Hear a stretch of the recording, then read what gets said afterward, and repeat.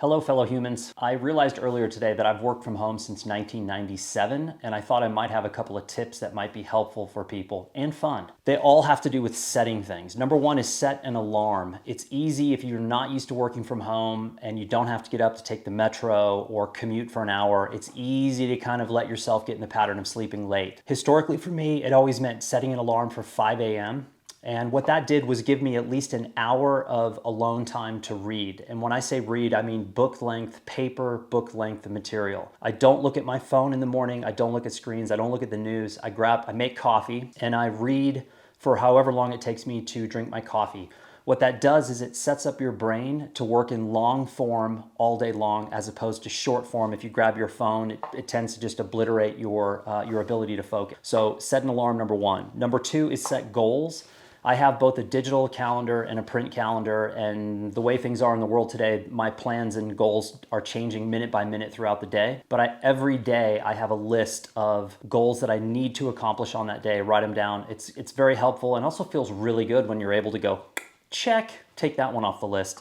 Number three is set limits. One of the misconceptions about people working at home is that you can kind of do whatever you want. The problem is my office, my computer, my cameras, my filmmaking stuff, they're here 24/7. Now I'm lucky because I have a door that you can't see on the other end of my studio. I have to close that door at certain times of day and I do not go back in unless something incredible happens. Because if you work 20 hours a day for so long, you're gonna burn out and not be helpful to anyone. So set those boundaries, set the barriers, and don't go across them. Number four is set your heart rate. And what I mean by that is you've gotta exercise. You do not need a single piece of equipment. All you need is 20 minutes, preferably twice a day if you can get away with it.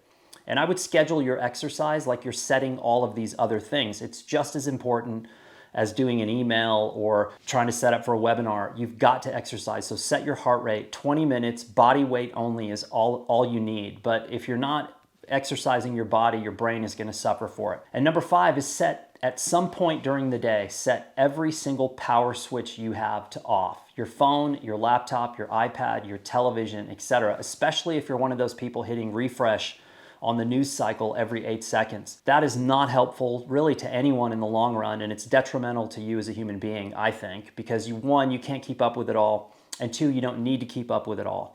So basically turn everything off, and my favorite thing to do when I turn off all the screens is daydream. And I know that we historically, all of us got in trouble for daydreaming in school. What are you doing, MILNOR?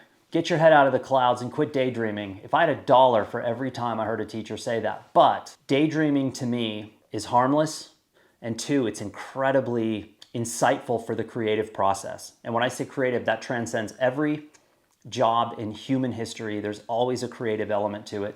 And I think daydreaming is your way to tap in. So set an alarm, set goals, set limits, set your heart rate, and set all your power switches to off. Good luck.